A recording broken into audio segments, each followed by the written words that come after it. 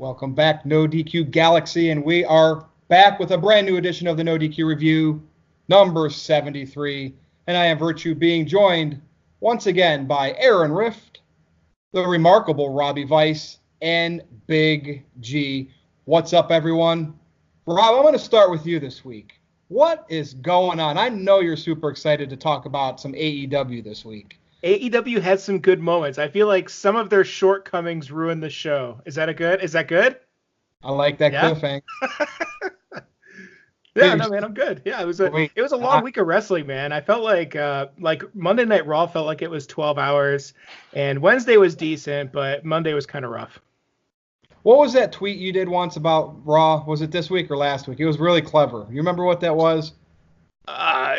Was it a tweet or is it something I said in a video? I think it was a tweet talking about watching it and becoming dumber or something like that. I don't know. Anyway, Big G, I became so dumb I didn't remember. I don't know. Big G, who documents everything. What's up? Nothing much. I'm doing pretty good. Like Robbie said, we had a long week of wrestling, but I've been watching a bunch of classic horror movies to get that in, and I did buy the 3 Rob Zombie movies that you did recommend, so I will be watching that here eventually. And other than that, boss man Aaron, how you doing? I'm doing well. I've also been watching some horror movies along with some wrestling. There's plenty of wrestling to go around, that's for sure. And it took me a minute to even remember what happened on Raw, and then I'm like, oh, the draft. Like, I seriously blanked out on what happened during Raw this past week. That's how, maybe I'm just having some kind of issue already with old age, but man, I forget these shows very quickly after they air. Well, let's kick it off with the worst, most uneventful WWE draft ever. I can't believe I even said that. How could it, with some of the drafts and shakeups they've had in the past, I literally just said, and I meant that. Stephanie was awful. Very cringy. Does everybody have to get the treatment? Like, I could understand doing that for the big stars, but like every single person, okay? The War Rooms. I don't even think any of them really worked for Fox. They had to be WWE associates, people. And they wore the same clothes for 4 days. Right. And then what else do I have here? The roster pool splits. Because when the NFL does their draft next year, or the NBA, I want them to split everything into 2 days. Okay, who wants to start? Obviously, that's the bullet points for Robbie Weiss. This was literally the dumbest thing I've seen in a while. I laughed a lot. My favorite thing from the War Room is, I tweeted this out, is there was a guy that was intently staring at the screen with the peacock running around and taking notes, and he was like the worst overactor I've seen in a long time. Probably a worse overactor than Natalia, and that's saying a lot. It was just so drawn out, and like they like did the draft picks like every hour, but they just unleashed like 9 draft picks, and Aaron, you touched us in the videos.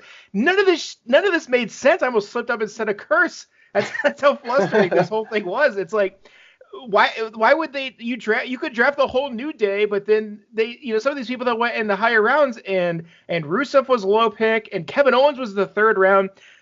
They didn't pick the champions first, like Lesnar and Rollins weren't 1 and 2. Like, none of this made sense. Oh, it was rigged, Rob. Why do you think Becky was number 1 with the other 2 champions on Monday night instead of Friday? I said that.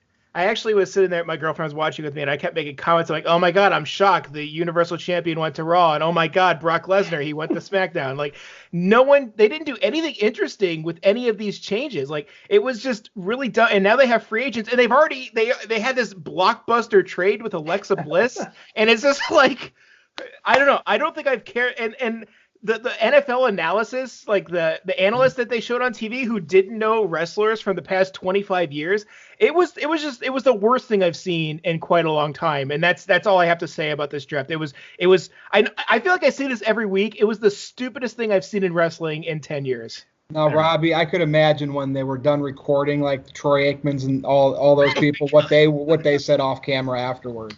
They probably said what I just said. Aaron, what do you think? Like, here's my thoughts. Like, I'm sitting here thinking how they split this up into 2 days. They would have been better off just making the two rosters themselves and just revealing it. This is what Raw's roster is. We all, SmackDown execs got to choose. They shouldn't have aired any of this because it was so bad. They should have just picked the sides and then revealed it. What do you think, Aaron? Well, I liked how they did it way back in the day when they would have one general manager out there and then the other general manager, and they would go back and forth with their picks. I thought that was way more compelling. That was really early when they first started doing it, wasn't it? Yeah, I thought that was really good. Ooh. Yeah, in 2003, 2004, that period. Yeah. I think the ratings speak for themselves. I think that people were not very invested in what happened on Friday Night SmackDown. And Raw, we saw the viewership drop, and SmackDown's viewership dropped about 1 million viewers. So the draft just wasn't really compelling to people.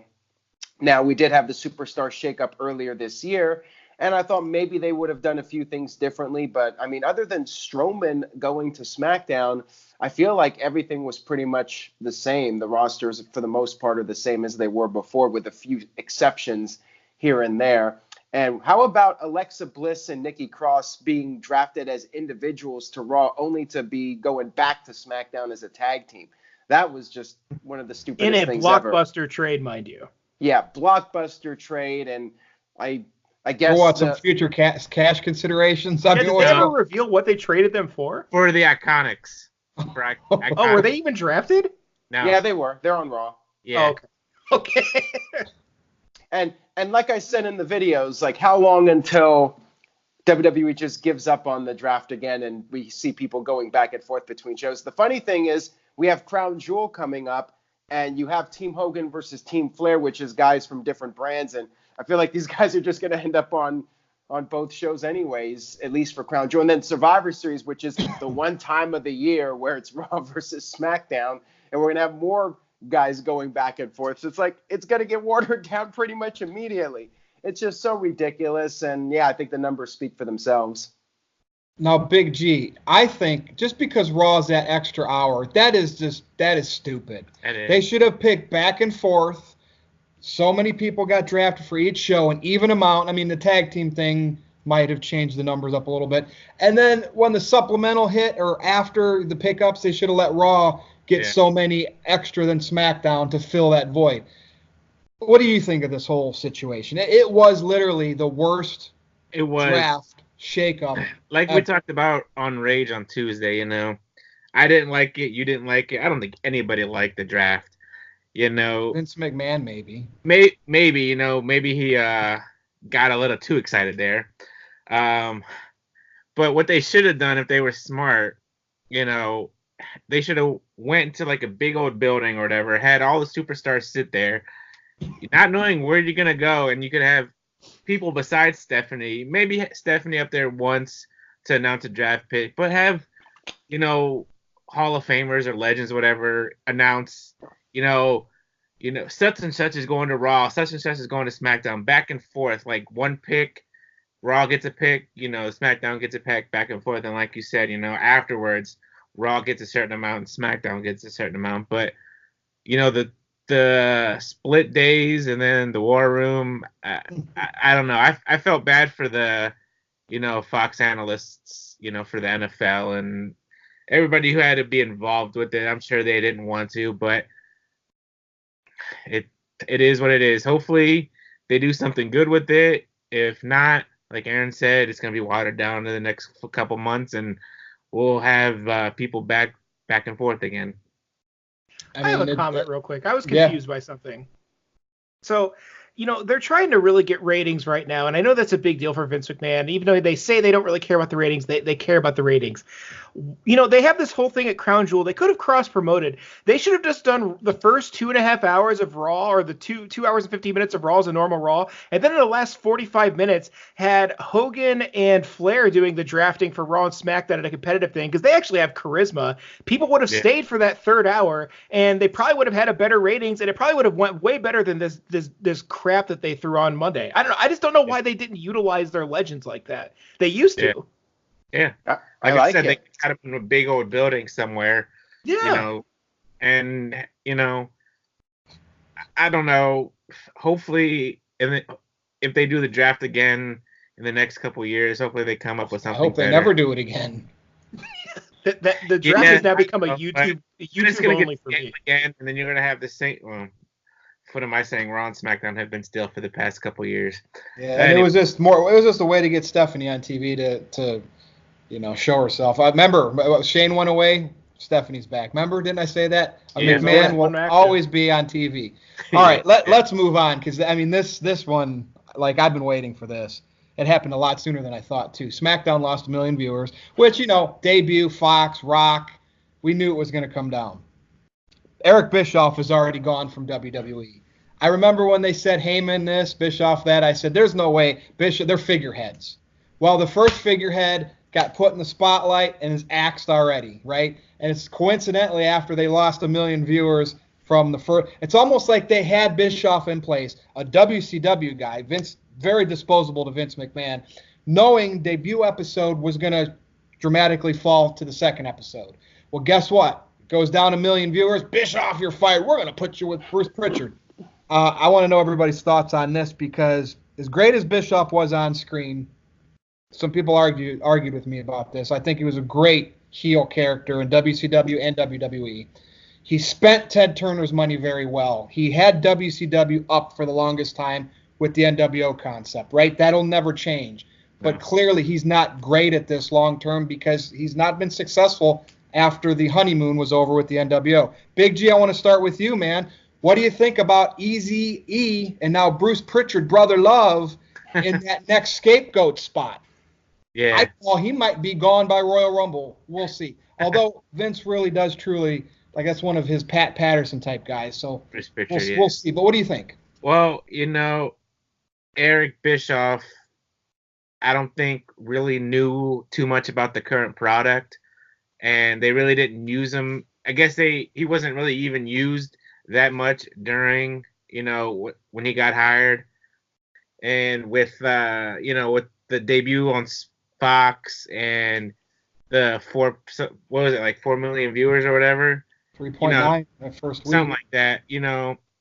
That was fine, and then I guess last week when it dropped 1 million viewers, I don't know if Eric Bischoff had anything to do with that, or if he had anything to do with SmackDown at all, and they just said, you know what, we have nothing for you. We're just going to let you go, and we're just going to have Bruce Pritchard take over for you. So we'll see what happens with Bruce Pritchard. Maybe he is the next scapegoat. Maybe he can pull something out of his hat of tricks and do something good with SmackDown. And if not, like you said, Virtue, he might be gone by Royal Rumble or even before that. Yeah, like Dolph Ziggler said, do something. Aaron, do you think that he was just tired to keep him going to AEW and they really had no intention of keeping him? What do you think on the whole situation? I mean, that's one of the theories that is out there about Eric Bischoff. I think that there's a decent chance he was brought in just to be a scapegoat if the ratings dropped. I mean, it definitely makes sense. But, I mean, I think he'll probably deny that, and he'll say something. He's booked for StarCast. Yeah, he'll probably talk about what happened, and he'll just say, like, things weren't clicking with everybody, and he'll have some kind of reason for why he got let go. What was that? I said, how much are you going to bet he's going to show up at Full Gear? I mean, I saw people on Twitter mentioning it. I don't think it's necessary. I mean, if I was AEW, I'd stay away from Bischoff, quite frankly. Look at his track record in TNA/Impact Wrestling.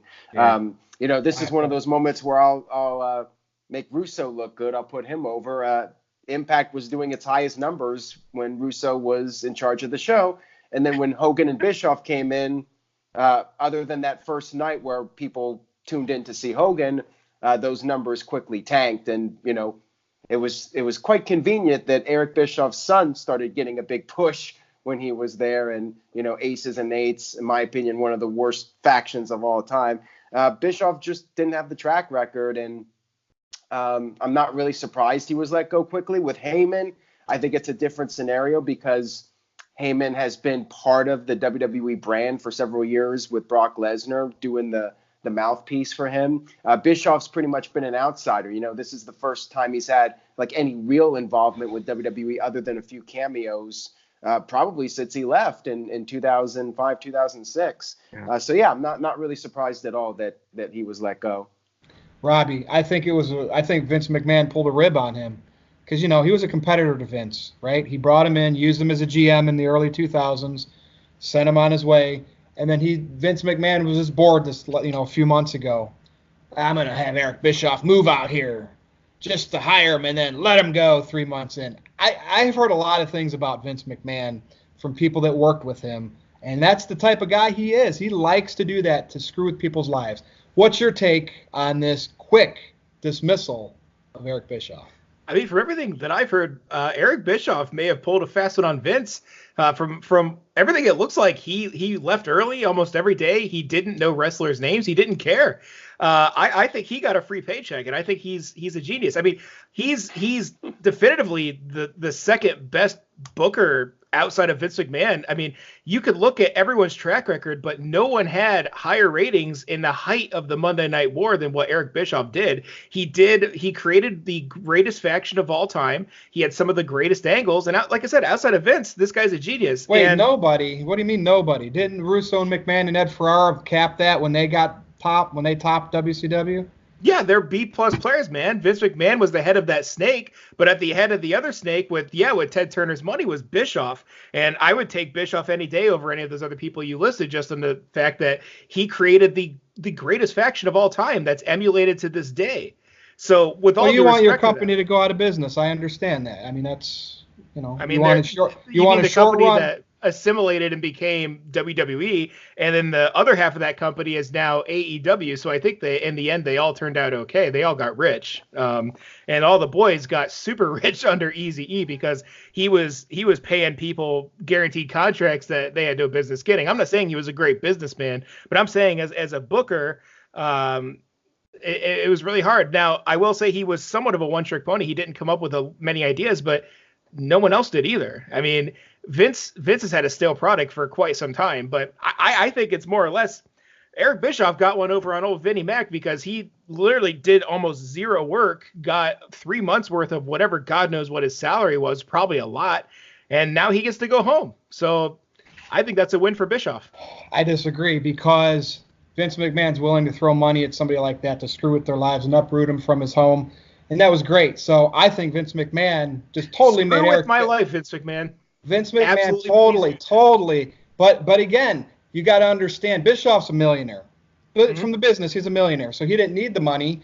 So he's not on a contract. So obviously now that he's not working, he's probably not getting paid. So to me, Vince McMahon screwed with Eric Bischoff. It was funny. He just gave him a bigger payday because while they shouldn't do it because they're trying to avoid these WCW things, AEW's they're not going to be able to help themselves. They're going to bring Bischoff on as an on-screen character, maybe temporarily, but he's going to get another huge payday from it. That's what I was on-screen work for Bischoff, I'm totally okay with. Running a company or running part of a company, no. Nope. I don't think he should be in charge of anything financial, but like I said, creative-wise, with the right filter, Eric Bischoff is one of the best to ever do it. I don't know. I just can't see that. He spent money. He got big. Maybe now that Master P is trying to get back into the wrestling business with Bischoff and Master P. There you go. There's a match. Hog Wrestling or House of Glory, whatever it's called. Aaron. You can get Bischoff and Master P. I would watch it. Well, there you go. That's wrestling for you, though. Right. All right. Well, here's one for y'all. There's a new official heel in WWE, I guess. This is something they've messed with for the last 3 months, 4 months, 6 months. Oh, but now her hair got cut, and she stabbed the balloons, the used car lot sales balloon, whatever those things were. Bayley officially turns heel, but is it too late? Aaron Rift, I'll start with you. Well, I think time will tell on that. It's very possible that it is too late, and I don't know how long it'll be until WWE gives up on her as champion and she ends up on the back burner again. So we'll see. We'll see how things play out with it. I'm not going to trash it yet, but I mean, I really don't have that much confidence in the writing team to make it work. I feel like they're going to somehow screw it up, and it's going to be like Dean Ambrose going heel, where it's just going to become extremely cringy, and it's just going to ruin her stock in WWE. At least when she was a babyface, she had something going with the hugging and the Bayley buddies and whatnot. And now she's going to be a heel, and I think there's no turning back. If it flops, where does she go? She's going to be in the same scenario as Dean Ambrose. So, I'm not that confident, but I'll give it a chance and see how it plays out. Robbie, I'm looking at the Giant, Paul White, Big Show behind Aaron on that banner. How soon do you think Bayley's back to babyface? Right. Yeah. I think that they're gonna probably 6 months at the earliest. I would say. I think the turn was good. I don't think it was too late. It's never too late to correct a bad decision, and the decision to keep her bland and the same over this past year or 2 years, I think that is about time it got corrected. She got good music. I thought her music was pretty decent. It was good heel music, better than what it was. The Bayley buddies, I've never liked that kind of crap in wrestling. I thought it was stupid gimmicky. I didn't want that, so I'm glad that's gone. She got a better haircut because the 80s ponytail wasn't doing it for me. I think everything so far has been a positive, right? Okay. Now all that's left, they just have to give her a cool finishing move, because if you're a heel, you need to have a cool move that people want to see or people don't want to see, I guess. Maybe the Bayley to belly will be good in that aspect, but I don't think it's too late. I think she only had up to go, and she's definitely going in that direction now. All right, Big G. She's no Shayna Baszler, No. but assess the situation. Well, I'm enjoying it right now for what it is. Hopefully it doesn't turn anything bad like Aaron said, like Ambrose. But what they should have done it a couple years ago, back when her and Sasha were doing the Saved by the Bell episodes in the back, with the locker room, and they were beating each other up. And I can't remember what it was, that one night where Bayley snapped on Sasha. You ain't shit, Sasha. And I thought, that would have been the perfect time, but they wanted to keep her babyface with the ponytail and the Bayley buddies and the happy-go-lucky music. But now she's a a badass, and we'll see where it takes her. I like the short hair; makes her more of a grown-up than a teenage fan that grew up liking John Cena and Lita.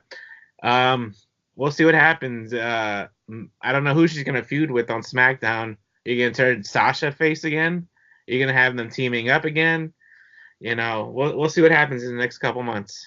Well, she's on SmackDown, right? She's a SmackDown Women's Champion. Yeah. Maybe they're grooming her to bring Rousey back as a face, because that's the big brand now on Fox, right? SmackDown. Yeah. So we'll see. I don't know. I mean, I'll give it some time, but I think WWE sometimes waits way too long on certain things. On other things, they do it way too early, like not like having Fiend challenge Seth Rollins for the Universal title. By the way, let's talk about that. How does WWE book their way out of Fiend versus Rollins? Granted, now Fiend is SmackDown property, right? Bray Wyatt, I assume, together. And Rollins is the Universal Champion on Raw.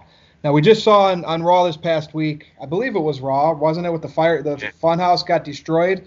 So is this over now between them because they're on separate brands? What does everybody think?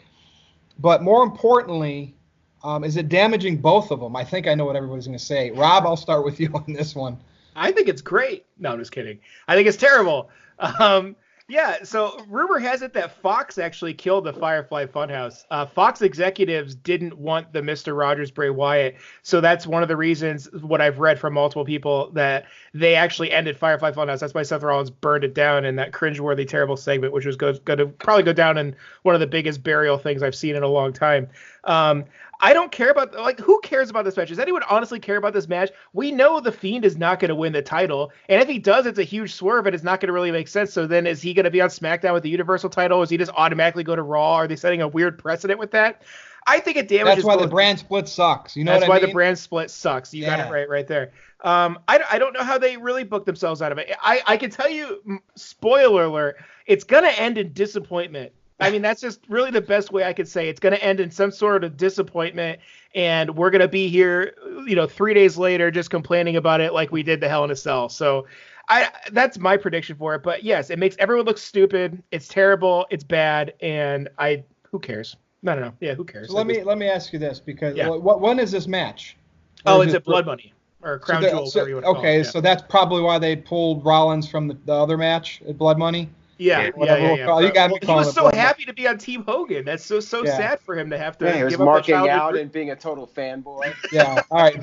Big G. Like seriously here, how do they save face with this? I mean, after Hell in a Cell specifically.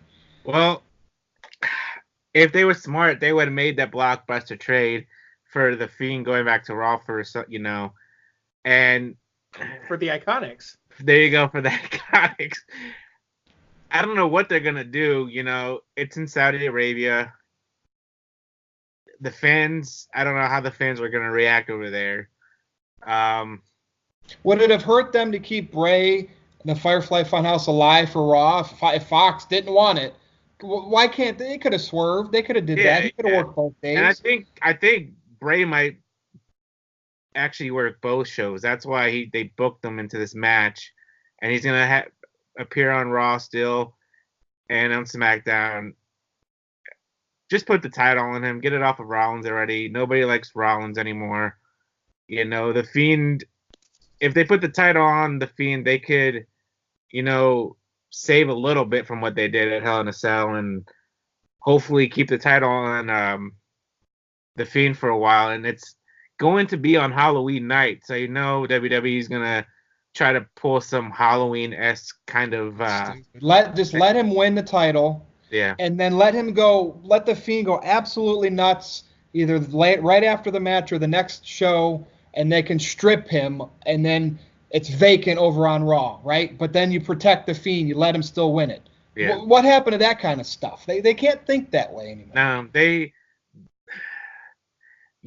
they need Rob freaking Zombie to write for the Fiend. There you go, I said it. Well, that'd be like he's the gore. He's all about gore and blood. That's why a lot of people don't like him, because he's more about that visual stuff. But yeah, I know what you're saying there. Aaron Rift, thoughts here? I just don't care about the match at this point. And if Bray Wyatt wins the title, yeah, you could vacate it, but to me that's just dumb. I don't understand why they're doing this match when Bray's on the different brand, and I just don't know how this ends well. I feel like they're probably going to do another screwy finish in Saudi Arabia. What's the stipulation for this match? It's a Falls Count Anywhere match. So Falls it's going to Count Anywhere. You. Yeah, I mean, I feel like they're going to try to do some screwy finish again. And the whole pay-per-view is just, to me, I'm watching it because it's my job, and also just because it's going to be a train wreck, and really no other reason. How do Falls Count Anywhere in Saudi Arabia when you have all the princes like sitting right there? Are they gonna have him pin, like the Fiend gonna pin, Rollins right in front of the prince? Maybe they'll do some kind of special effect where Bray Wyatt gets beheaded. He's already holding that lantern. Yeah, well, they could behead. They're going to cheer for that when he comes out with that lantern. They're going to be cheering for that. You know what they could do? They could behead Bray Wyatt, and then like he's laying there with no head, and like they could put some kind of outfit on, so like Bray's head's actually underneath, just to have that special effect. And then like he sits up, and he starts running around with no head. Like that would be very entertaining. I'll forgive whatever crap is on that pay-per-view if we get that, which I say is highly unlikely in all likelihood. Well, great segue, Aaron, because I want to talk a bit about our Crown Jewel events. We've known them as Super Showdowns and all the better than WrestleMania, Saudi Arabia, all these different. They're going there for the money. We know that, blood money. But even though they're collecting this big money, I mean, gosh, they're going to be paying, allegedly, Tyson Fury, what, 10, 15 million? Like, that's 15 sick. million. Like, Jesus. Like, what? I wonder how much that Kane's getting. I don't buy that number, by the way. Well, no, but still, though. They're getting paid big bucks. I mean, these are non-wrestlers coming over and getting that money. I wonder what the workers think about that. Because do these guys, does UFC guys like this, and the boxing guys, do they really draw for WWE? Obviously, no. So I think it does more harm than good for WWE, even though they're collecting that money. People hate these shows. They're a waste of time. They take away from booking their other shows, right? Because they're booking so many different shows. I mean, Hell in a Cell only had, 3 matches going into it, or 4 technically that day, because they're so worried about these Saudi shows when they're near. Big G, what do you think? I think they need to stop doing them and find way and just make their product better and capitalize that way to make money. Ain't gonna happen. That's exactly But what they I was should. thinking. I know it ain't, but it should.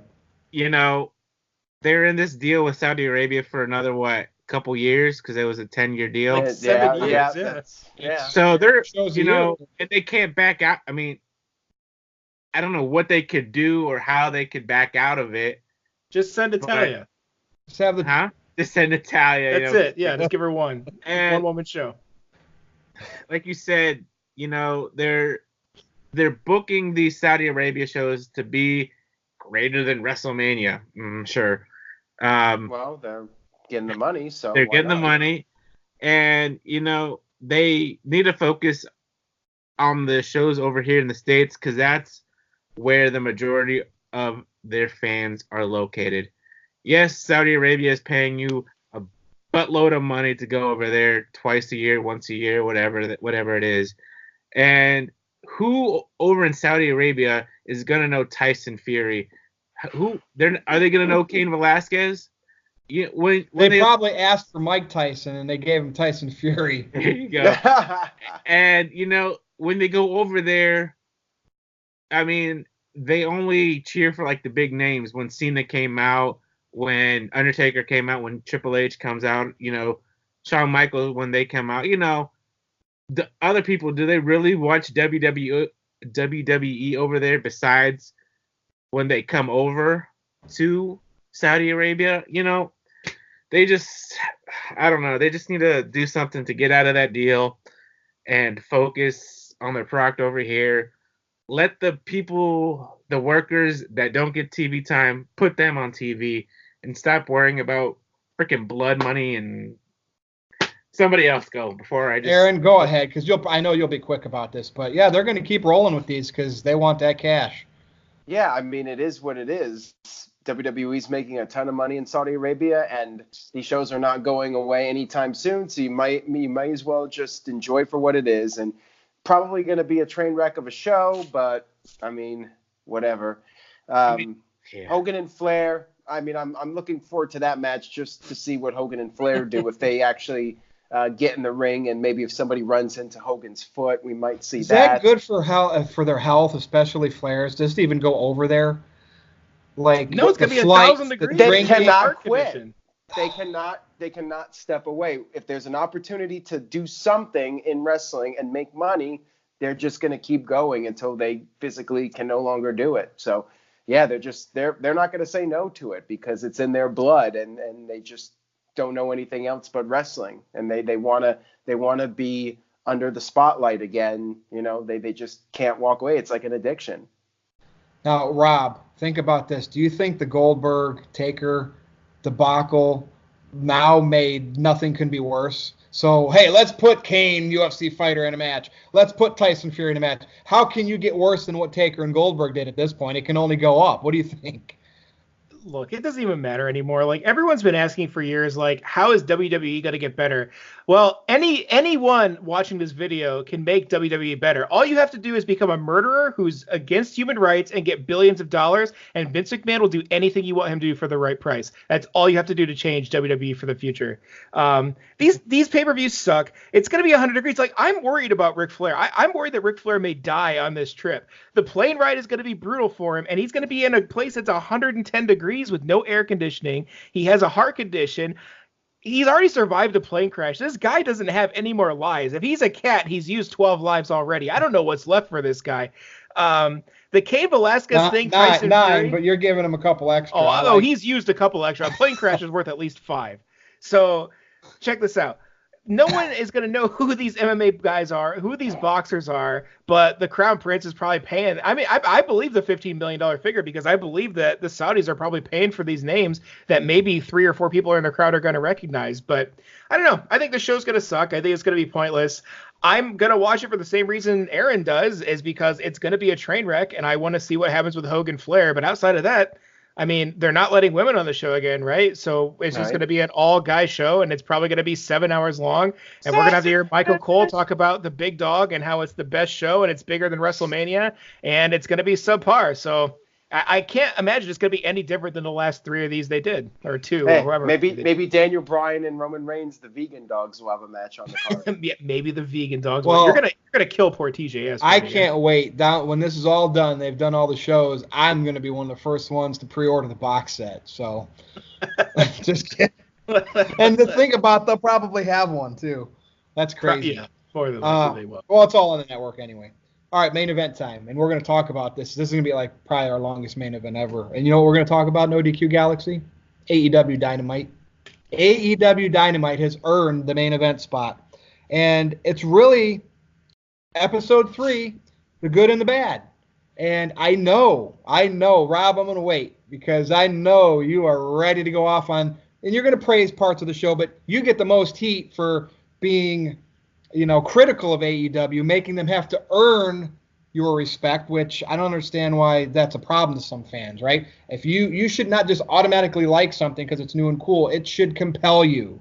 So, Aaron, I'll start with you. Thoughts on AEW Dynamite Week 3? It's winning the ratings, although we're down to about 1 million now, but it's still obviously beating NXT by a few 100,000. Right. I'm enjoying it. I was entertained by the show this past week on Wednesday. I do have a few issues as far as the lack of building up characters and storylines. I would have liked to have seen some introduction videos or something just to give us an idea of who these people are. They're just putting these shows together, just assuming everybody watching knows who all these characters are.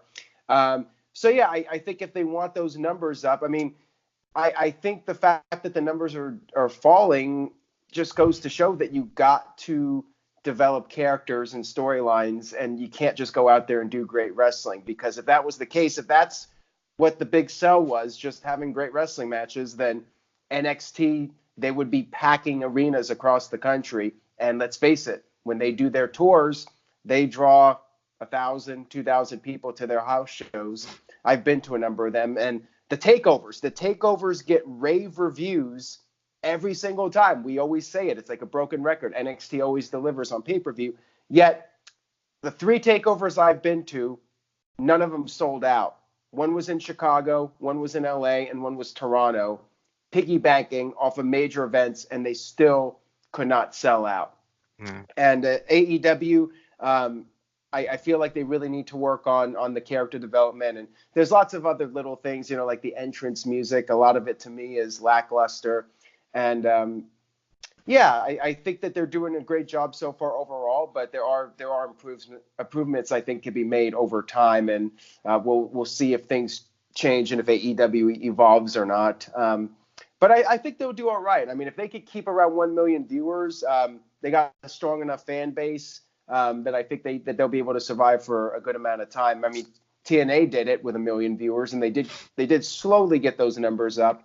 But TNA stayed in business for a number of years on Spike until, again, Bischoff and Hogan came in, and then those numbers started tumbling.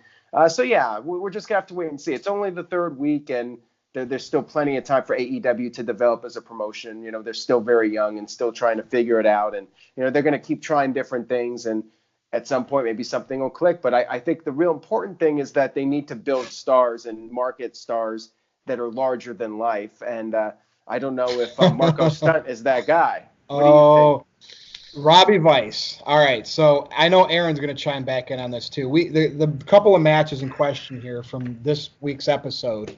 Obviously, the tag match, the Lucha Brothers versus Jungle Boy and Marco Stunt. Because I took notes on this whole show. Because Luchasaurus was injured, right? It would have been normally Luchasaurus and Jungle Boy. And Luchasaurus is a huge guy. Dude, he's... And I like Jungle Boy. I think Jungle Boy's got a lot of upside to him. Jungle Boy looked like a giant because with Marco Stunt. Because he was wrestling with a small child. There's a lot of overselling going on in this match. And I know also some people criticized what happened with Jericho and Darby Allin. So I think we're going to be talking about this for a few minutes here.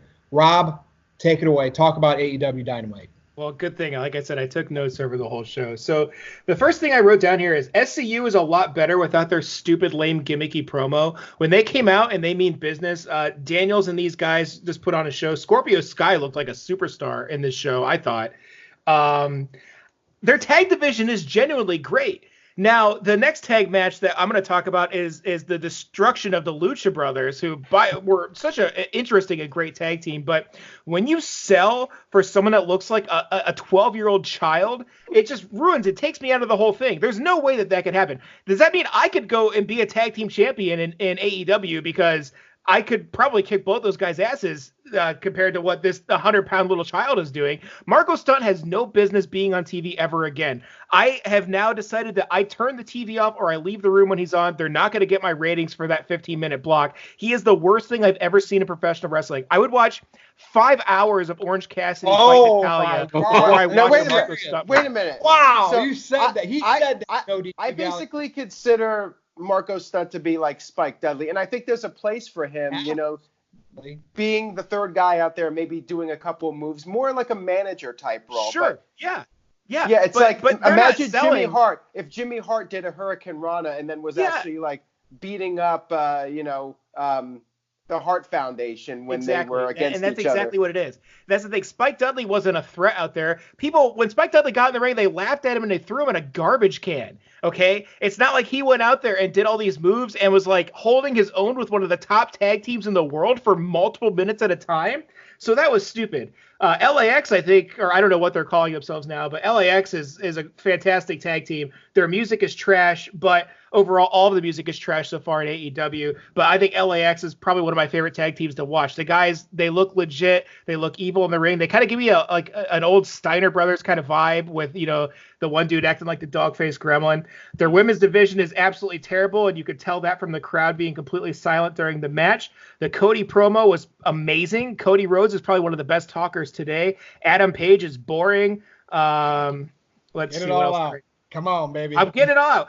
Chris Jericho is the greatest of all time when it comes to characters. I don't think there's a character in the history of the business that has more charisma. And when it's all said and done, Jericho is going to be above Ric Flair. Sammy Guevara, I was a little bit harsh on him when he first came in, but this kid is showing me that he can work. He has obviously got the attention of some legend and Chris Jericho who thinks he's good enough, and that's good enough for me.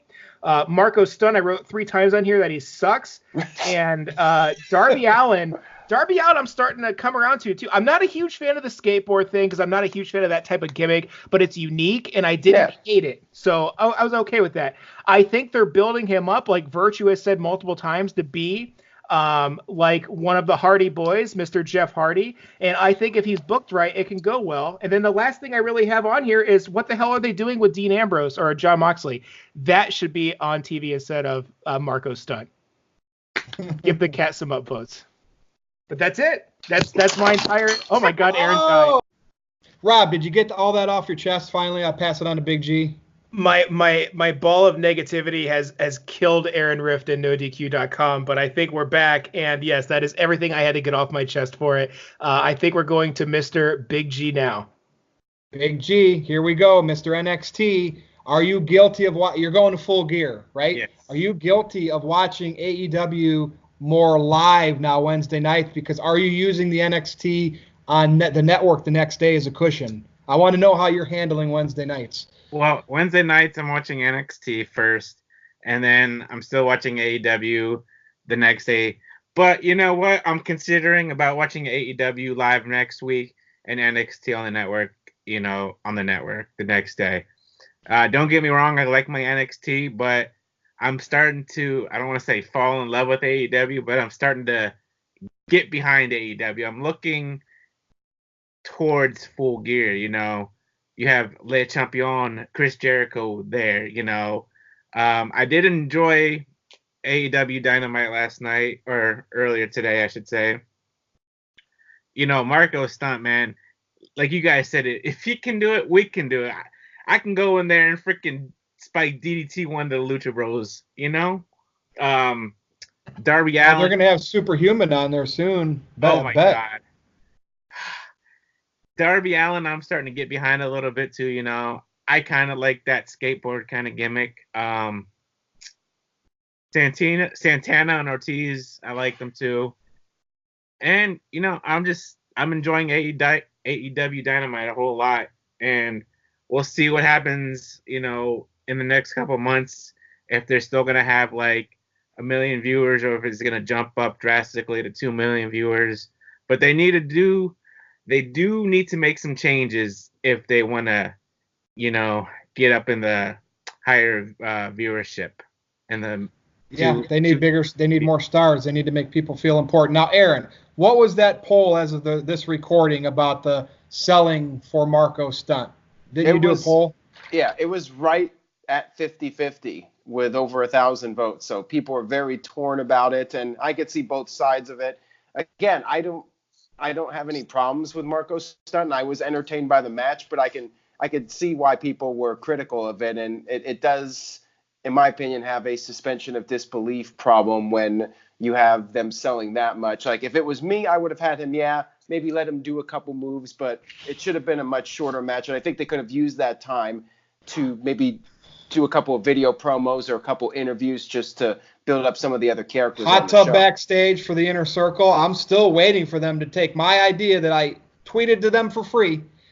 Great TV segments right there. Here's the thing, though. One more thing about Marco Stunt. One more thing. I keep seeing these Rey Mysterio comparisons that people are talking about. Rey Mysterio fought Kevin Nash, and he turned into a javelin and threw him in the side of a semi-truck. He didn't get much offense in. That's all. That's it. That's all the Big Show had him on the stretcher. And the Big Show did him on the stretcher. Yeah. That's right. So here's my problem with Marco Stunt and the Lucha Brothers selling too much for him. You had a same match that night with one small Darby Allin, but Darby Allin does have the skater gimmick. He does have, he's got that goth vibe. He looks like a wrestler. Yeah, he's built. He's very lean, but you have him his arms tied behind his back with duct tape, and the whole end of that match I thought was entertaining. But if you're gonna have him come back and against Jericho in that fashion, why is Marco Stunt doing stuff to the Lucha Brothers on the same show when your main event kind of has that thing, that vibe? And again, to me, they should have thought about this. Now, granted, maybe I'll give them the benefit of the doubt. They were in a pinch. Right. Forks was hurt. But I'm sitting here thinking, why'd they pick Marco Stunt? Everybody knows I'm not a huge fan of Joey Janela. He probably would have been more serviceable in that spot. And who knows why they do what they do. But I just literally, to me, that did not need to happen. If he was a manager and he gets pulled up into the ring or medals and takes manager bumps, I am all for that. The industry needs that. But as a worker, as a wrestler, unless you're wrestling guys your size, which are still bigger than him. 205 Live roster would be bigger than him if he was in WWE. It just doesn't make sense to have. I mean, they're basically telling us, which we already know, well, wrestling's obviously fake. So when a casual fan clicks, they're not going to buy it. So clearly they don't. Cody's right. They don't care about casual fans. They just want to keep the niche happy. That's my takeaway from the way they booked Marco Stunt with the Lucha Brothers. And it made Jungle Boy look like a super heavyweight, because I was like, Jungle Boy always looked small to me being next to Luchasaurus. Seeing them in the same shot last night on the same team, I was like, oh my God. Exactly. So, but Jericho's awesome. AEW, if you have people listen to podcasts, to Steel Creative, WWE, do it before they do. Put a hot tub backstage for Jericho and champagne. Create a new Ralphus, call him Ralphus Jr., like the son of Ralphus. You have so much content you can do that would draw people that maybe don't like wrestling in to get them to like wrestling. That's how it's always been. You use that stuff, the sports entertainment propaganda, to pull people in to get them to like the wrestling, not the other way around. That's all I got to say. Anybody want to add to AEW Dynamite? Anything else stick out that we missed?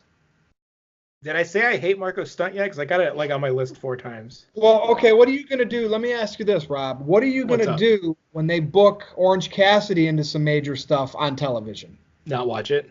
Now, see, they got the Dark, right? AEW Dark. Why are they putting Omega and some of the that should be all for the indie? AEW Dark, that's a YouTube show, right? That should be what they use their NXT for. They should build stars on there. That should be the Marco Stunts, the Orange Cassidy. Those people should be on that. Right? And then we wouldn't have to see it on our Wednesday nights, and the people that want to see them can go online and watch them. Yeah. Oh, hate me for that, but that's the truth. All right. Well, good discussion, everyone. That's all I got. I mean, I can't wait to get this posted, Aaron, because I want to see the comments as always, and I know Rob does too. I like comments. Yeah. So that's it. Let's take it home. Big G, I'll start with you. NoDQ.com/Big G takes you to my Twitter page. NoDQ_Big G on Instagram. Jeff Hiltz on Facebook. NoDQ.com/merch. You can go to Pro Wrestling Tees still and search NoDQ. You can get your hashtag Fire Virtue shirt, the NoDQ review shirt. Plenty of stuff out there for you guys. Maybe drop a comment if you guys are going to Full Gear. Maybe Made Up somewhere. That's it for me. Robbie, take it away. Oh my gosh. Well, you guys can follow me on Twitter at NoDQVice. It is a happening, fun place. I definitely urge all of you to give me a follow, put some comments out there. Give me some comments in the YouTube section. I know there's going to be a lot of people that 100% agree with everything I said and have nothing and no qualms with anything that was brought up tonight. So I'd love to hear your support there. Tell me that I'm the smartest guy in the room, or tell me that I'm an idiot and I don't know what I'm talking about. That's all I have from me. Looking forward to seeing you guys in the comment section. Looking forward to all those new followers as well. Well, thank you, All Robbie, right. as always. And thank you, Big G. Aaron Rift. All right, check out NoDQ.com for the latest regarding AEW and WWE and Crown Jewel and Full Gear, all that good stuff. We got the NoDQ.com Hall of Fame, which you can vote on over at NoDQ.com, and the Year-End Awards is coming up. Also, I will be doing the Decade Awards for 2010 through 2019, and I wonder who's going to win that. I mean, Virtue, I think you have your pick, but I'll save that for when we actually have those polls up and we could talk about it then. Sweet. And everybody knows you can troll with me on Twitter. Is that the right word? Troll with me? At NoDQ_Virtue. You can go to my Facebook, NoDQ.com/Virtue. And like Jeff Meacham would say, here's the thing. There's a certain personality out there on a competitive website. I'm here. I'm waiting for you. Come on. Don't let a little bit of Twitter gimmick get under your skin. If anybody wants to send me a message or challenge me to a NoDQ debate, you can email me, NoDQVirtue@gmail.com, or you can email Aaron Rift. What is that? NoDQ MISC. MISC@gmail.com. So I am open to do the great NoDQ debate against anybody. So bring it. I see everybody's, even you, Robbie Vice. I see everybody's comments in the comment section. Don't just stay there. If you want a part of this, bring it to the NoDQ Galaxy. But that's all I got. For Big G, for Robbie Vice, and for Aaron Rift, I'm Virtue. We'll see you next week.